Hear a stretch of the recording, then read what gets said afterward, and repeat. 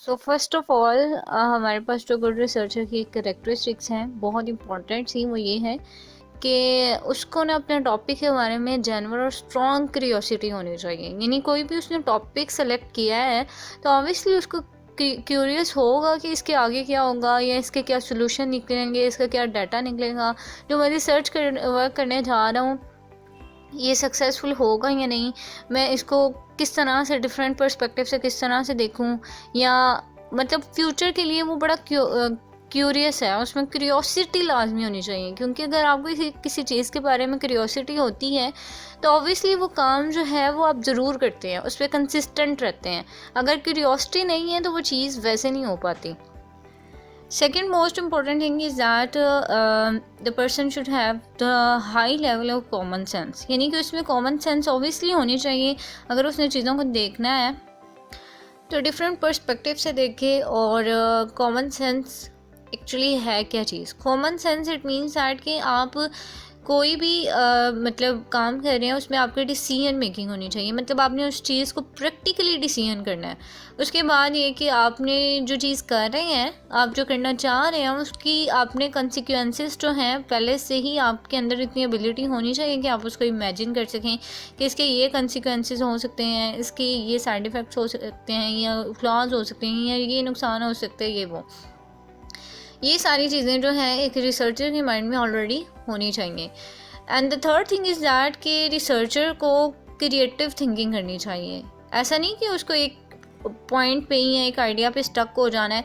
अगर उसने एक आइडिया लिया है तो उसको डिफरेंट पर्सपेक्टिव से देखे, उसको क्रिएटिव वे में देखे। यानी कि अगर फॉर एग्ज़ाम्पल मुझे किसी चीज़ में प्रॉब्लम है एक सिचुएशन में, तो मैं उसको एक एंगल से नहीं देख रही, मैं उसको डिफरेंट एंगल से देख रही हूँ कि ये प्रॉब्लम को सॉल्व करना है तो इसको इस तरह से भी सॉल्व किया जा सकता है, इसको इस तरह से भी किया जा सकता है। मतलब मैंने डिफरेंट उसके सोल्यूशन ला के खड़े कर दिए हैं। क्यों खड़े कर दिए? ये किस तरह से आ जाएंगे? ये क्रिएटिव थिंकिंग में आ जाएगी कि मैंने चीज़ों को ब्रॉडली देखा है, मैंने एक उसका सोल्यूशन नहीं लाई, मैं डिफरेंट सोल्यूशंस ले आई हूँ। इसके अलावा गुड आइडियाज़ यानी क्रिएटिव थिंकिंग तो होनी चाहिए, और साथ ही साथ आइडियाज़ भी जो हैं वो अच्छे आने चाहिए। और needs to be disciplined and responsible. Responsibility is very important thing here कि आपने जो चीज़ करनी है उसमें आपने रिस्पॉन्सिबल भी रहना है। कि ऐसा नहीं कि आपने एक रिसर्च आर्टिकल स्टार्ट किया, आपने उसका पर्पस नहीं लिया या उसको स्टार्ट करने की कोशिश की, एक दो लाइन करके जी आपने ख़त्म कर दिया। ऐसा नहीं है। आपने अगर किया है तो उसकी रिस्पॉन्सिबिलिटी भी लेनी है और आपने उसके एंड तक रहना है। यही चीज़ के मैंने आपको स्टार्ट में बताया था कि एक रिसर्चर को क्यूरियस ज़रूर होना चाहिए। अगर उसकी क्यूरियोसिटी ख़त्म हो जाती है किसी चीज़ से तो वो चीज़ जो है वो उस तरह से नहीं हो सकती। डिसिप्लिन होना चाहिए आपको अपने काम में, मतलब वेल ऑर्गेनाइज होना चाहिए कि एक चीज़ जो है स्टार्ट की है तो उसको डिसिप्लिन के साथ, रिस्पॉन्सिबिलिटी के साथ पूरा करना है। आपको मतलब अपने सोशल नेटवर्क बिल्ड करने चाहिए। कि ऑब्वियसली रिसर्च ऐसा तो नहीं है कि एक खाली बंदे ही हैं, मतलब टाइप्स हैं। ऑब्वियसली केस स्टडी में आप देखते हैं वन पर्सन को, लेकिन रिसर्च जो है एक ब्रॉडर पर्सपेक्टिव है। आपको उसमें सोशली भी कनेक्टेड होना पड़ता है, आपको सोशल नेटवर्क बनाने पड़ते हैं अगर आपने रिसर्चर बनना है तो। इसके अलावा यहाँ पे है being humble and open to criticism.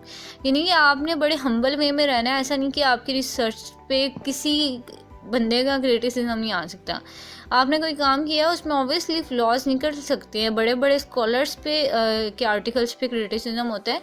तो ये चीज़ जो है इसको भी आपने ओपन माइंडेड रखना है कि आप पे जो चीज़ जो है आप पे क्वेश्चन भी किया जा सकता है, आप पे क्रिटिसाइज़ भी किया जा सकता है, और आप में ये एबिलिटी होनी चाहिए कि आप दूसरों की बात सुन सकें। बिकॉज ऑब्वियसली ऐसा बिल्कुल नहीं है कि इंसान जो है उसके हर काम में परफेक्शन नज़र आ जाए। ऐसा तो नहीं है, कहीं ना कहीं इंसान से कोई ना कोई मिस्टेक हो ही जाती है। तो इसके लिए आपको थोड़ा ओपन माइंडेड भी होना पड़ेगा। जी, आगे है हमारे पास वर्किंग हार्ड वर्किंग स्मार्ट। यानी आपने हार्ड वर्क करना है। ऑब्वियसली रिसर्च जो है वो आपसे डिमांड करती है एज अ हार्ड वर्कर, या आपने उसको अगर कोई काम किया तो उसमें आपको ऑब्वियसली एफर्ट पुट करनी पड़ेगी उस काम के लिए। और वर्किंग स्मार्ट वही जो मैंने आपको पहले बता चुकी हूँ कि आपका क्रिएटिव माइंड होना चाहिए। Having clear goals.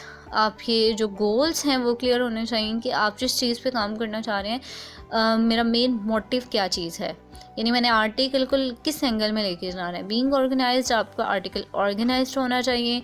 ऐसा नहीं कि आपने स्टार्ट कहीं और से लिया, मिड में पता नहीं आपने क्या डाल दी है, एंड पे किसी को समझ नहीं आ रही। वेल ऑर्गेनाइज होना चाहिए, हर पॉइंट क्लियर होना चाहिए, तभी आपके आर्टिकल की समझ आएगी या उसकी वर्थ होगी।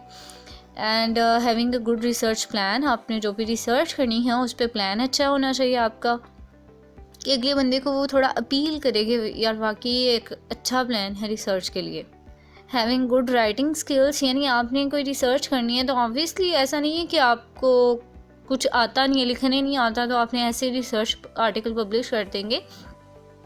आपकी वर्डिंग भी बड़ी मैटर करती है, और आपकी जो ग्रामर है वो बिल्कुल ठीक होनी चाहिए, उसमें कोई मिस्टेक्स नहीं होनी चाहिए, और मतलब राइटिंग स्किल्स जो हैं वो आपकी अच्छी होनी चाहिए, स्पेलिंग एरर्स वगैरह ऐसा कुछ नहीं होना चाहिए, इस तरह बैड इंप्रेशन पड़ता है।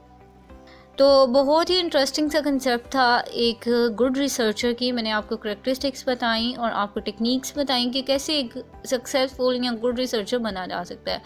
आई होप कि आपको इसमें कोई भी एम्बिग्युइटी नहीं है, एम्बिग्युइटी मीन कन्फ्यूजन नहीं है। लेकिन अगर आपको कोई क्वेश्चन है या कुछ भी आप शेयर करना चाहते हैं, मुझे कमेंट सेक्शन में बताएं। अपना और अपने प्यारों का बहुत सा ध्यान रखिएगा। मिलते हैं नेक्स्ट वीडियो में।